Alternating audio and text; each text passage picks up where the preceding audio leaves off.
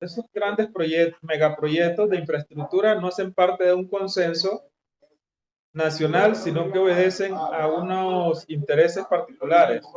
Entonces, en ese marco, lo que se exige es que se respeten los derechos que tienen los pueblos en cuanto a su territorio, en cuanto a su identidad, a la cultura y al medio ambiente, que es fundamental para la vida y el bienestar de nuestros pueblos.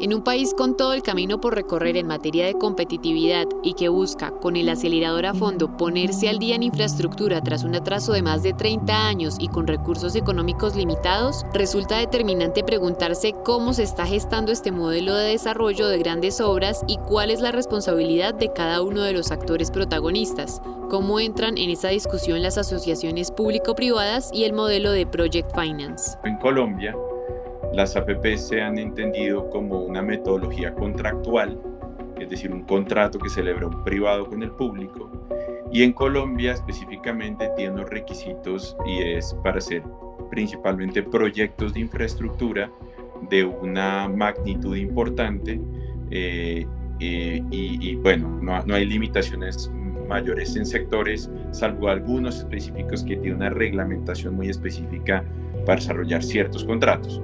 Estos contratos están pensados principalmente para contribuir al desarrollo de un país, por decirlo de alguna manera, pero principalmente cuando los estados tienen algún tipo de restricción presupuestal o cuando el estado quiere, por una decisión de política pública, no gastar mucha plata del presupuesto que pueda tener y prefiere apalancarse en sectores como el privado, que viene generalmente acompañado del sector financiero para poder desarrollar sus proyectos. Entonces piense que es una herramienta muy útil cuando el Estado o tiene restricciones presupuestales o por otra parte, por decisión simplemente pública, decide no invertir una plata que tenga en este momento y usarla para otro propósito y buscar que privados y también el sector financiero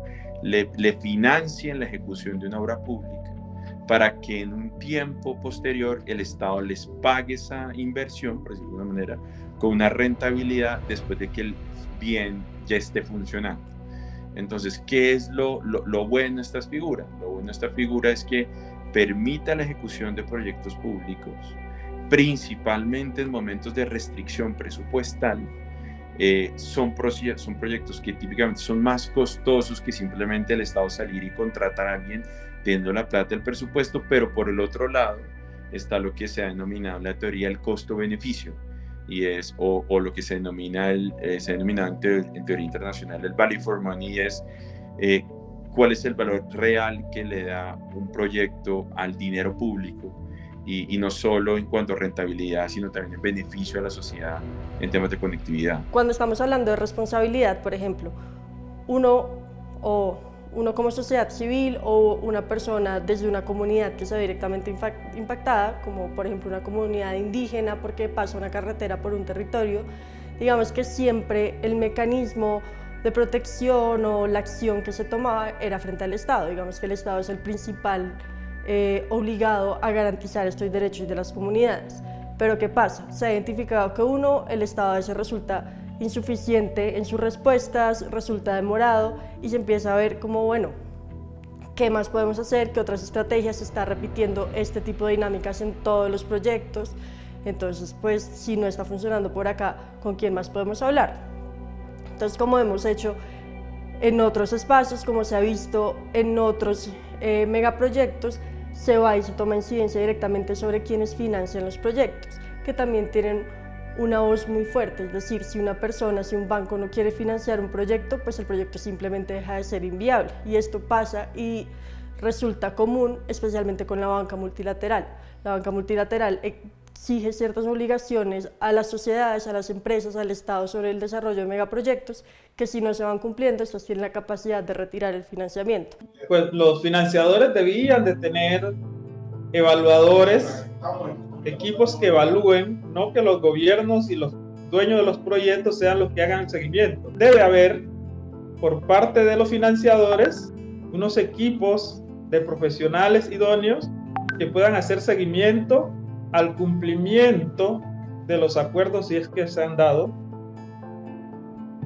o evaluar si en verdad los procesos de consulta y consentimiento se han dado en el marco de los estándares internacionales. Insisto, los estándares internacionales son claves para que los procesos de consulta pues se surtan en debida forma. Pero alguien tiene que financiar todas esas grandes obras. No solo la banca local, también involucra a la banca multilateral, objeto de estudio del equipo de las investigadoras de la Asociación Ambiente y Sociedad, teniendo en cuenta que el Project Finance no es una figura fácil de entender. Project Finance es una financiación de proyecto. Y el Project Finance, por definición, y voy a tratar de decirlo de la forma más fácil, es la capacidad que tiene un proyecto de pagarse y pagar a sí mismo, por decirlo por sí mismo, la financiación que se ha tenido del proyecto. El Project Finance es una metodología de ejecutar y financiar proyectos, típicamente financiados por el sector financiero, que son los que más al final financian el proyecto, en una parte, en algunos casos, también financiado por recursos de quien resulta adjudicatario, en contraposición a aquellos proyectos que en principio no requerirían financiación del sector financiero y se podrían ejecutar solo con recursos de capital, no de financiación. Entonces eso es lo que sería un Project Finance y cómo se articula en proyectos de APP. Entonces por eso es que en proyectos de APP, cuando uno habla de asociaciones público-privadas, uno habla también de Project Finance, porque al final esos proyectos no los está pagando totalmente directo el Estado, sino requiere que venga un banco que tiene que conseguir quien se quedó con el proyecto para convencer al banco que le preste esos recursos para poder ejecutar la obra y después pagarse con la inversión que provenga, con los recursos que genera el propio proyecto. En Ambiente y Sociedad estamos muy interesados en el seguimiento y la implementación de los derechos humanos en materia ambiental en Colombia. Esto nos llevó a tener un especial interés en el análisis de algunos actores distintos a los gobiernos, como es el caso de la banca multilateral y bancos nacionales, como es el tema del Banco Mundial o el Banco Interamericano de Desarrollo, que tienen un rol fundamental en la implementación de cualquier cartera de desarrollo en un país de América Latina, del Caribe o del mundo. Estas entidades son las que financian estos proyectos, entonces es importante que las comunidades conozcan este rol y también sepan que pueden acceder de manera sencilla. Es por esto que en Ambiente y Sociedad, a través del área de banca y derechos socioambientales, estamos investigando, monitoreando estos proyectos y estos actores y llevando esta información a las comunidades para incidir en la agenda de derechos humanos dentro de ellas. El desarrollo es necesario incluso para que las comunidades tengan acceso al Estado, porque realmente el problema ha existido que el Estado nunca ha llegado o no ha querido o no ha podido llegar a zonas remotas. Pero para que el Estado pueda llegar a zonas remotas tiene que existir infraestructura para que el Estado llegue.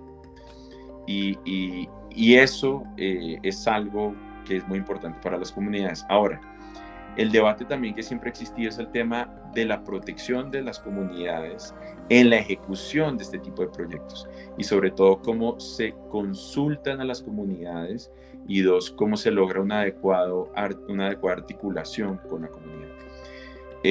Ahora, para eso existe claramente normativa y habla sobre el tema de consultas previas y lo que pasa es que en Colombia no se ha podido reglamentar el tema de la consulta previa y es un eterno debate sobre la necesidad de contar con una ley que pueda reglamentar el tema de las consultas previas.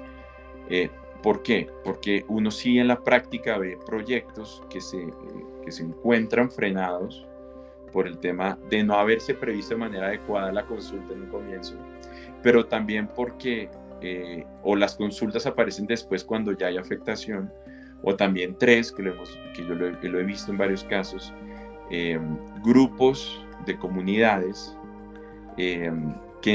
o grupos que dicen articular o dicen defender a las comunidades, pero al final están buscando provechos simplemente económicos. Entonces, si uno mete esos tres temas dentro de un mismo saco, encuentra unas problemáticas tremendas. Sí hay ciertos casos en los que hay proyectos que pueden llegar a afectar a una comunidad, pero también lo que resulta difícil con ciertas, sobre todo precedentes judiciales que han existido, es que se entiende, por ejemplo, por la zona de influencia de una comunidad en un proyecto.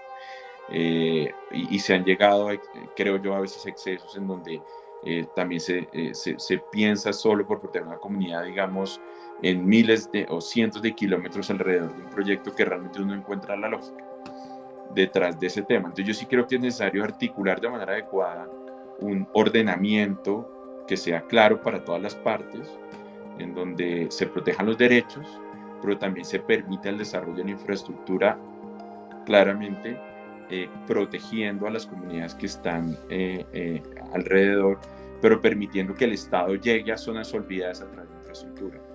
Es un debate muy largo. Yo creo que por parte de la ciudadanía es muy importante mantenernos informados sobre el rol de estos actores. Creo que cada vez más son las herramientas de difusión, de análisis, no solamente de mi organización, sino de muchas, que exponen el rol de este tipo de actores multilaterales y de empresas que debemos tener en cuenta. Entonces, en segundo lugar, bueno, primero mantenernos informados. Segundo, tener claro que estas entidades, hablando de los bancos, tienen mecanismos donde uno se puede acercar y puede hacer denuncias o interponer quejas frente a proyectos que hayan afectado un territorio determinado. Entonces, estos son los tan conocidos mecanismos de rendición de cuentas. Tanto el Banco Mundial como el Banco Interamericano tienen estos mecanismos y desafortunadamente no son muy impulsados a nivel de ciudadanía y de sociedad civil. Un caso emblemático es actualmente se está definiendo una queja interpuesta por las comunidades afectadas por el proyecto Hidroituango, como para entender la capacidad que tienen este tipo de mecanismos.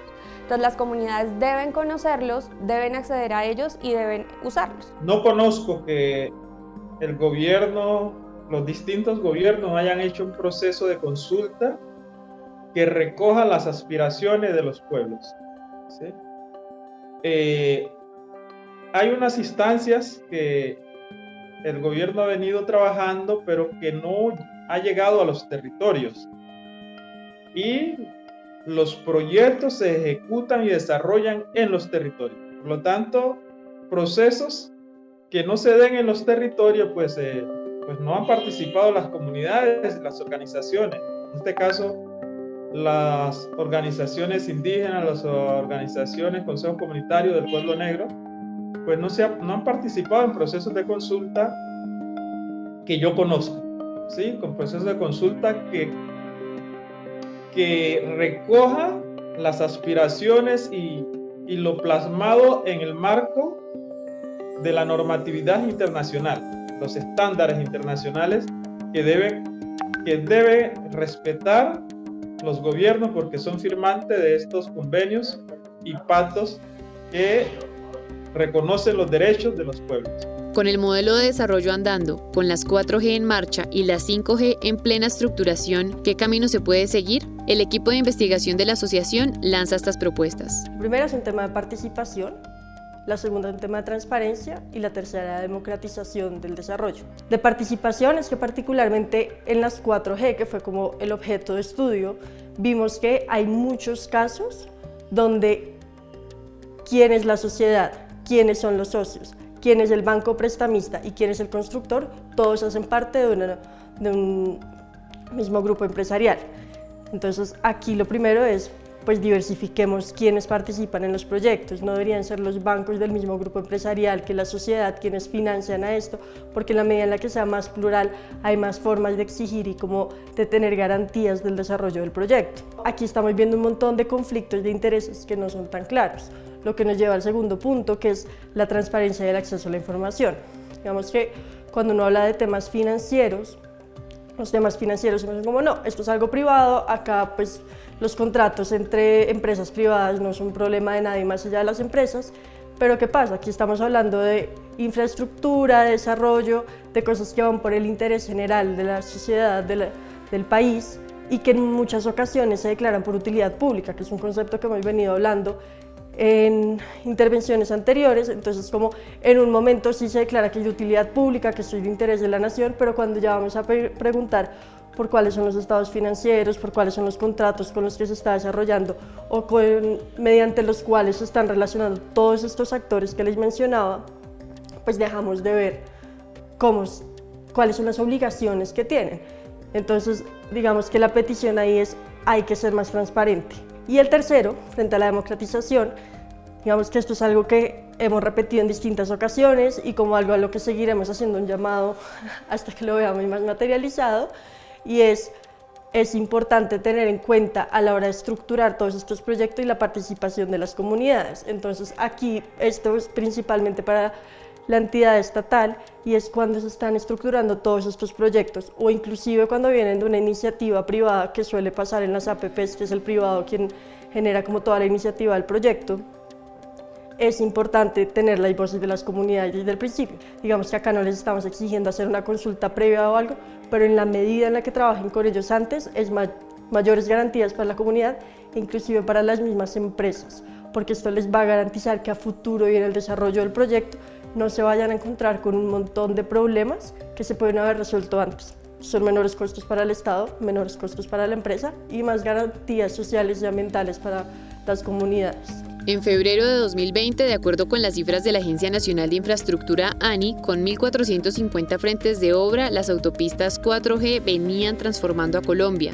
De las 29 autopistas contratadas, 22 estaban en plena ejecución. Y luego llegó la pandemia. Para reactivar la economía después del más duro golpe en la historia, con más de 5 millones de empleos perdidos en un solo mes, el gobierno decidió que la infraestructura era uno de los sectores más importantes y por eso debía volver cuanto antes a su actividad. Así fue, se reactivó, pero el debate que mantienen vivo las comunidades y ONG sobre este modelo de desarrollo advierte que no son escuchados los directos afectados. La posición oficial es clara. De acuerdo con la Ley de Infraestructura, si no se supera la etapa de consultas a las comunidades, simplemente el proyecto no se puede desarrollar, le dijo al Espectador Diego Morales, vicepresidente de Planeación, Riesgos y Entorno de la ANI.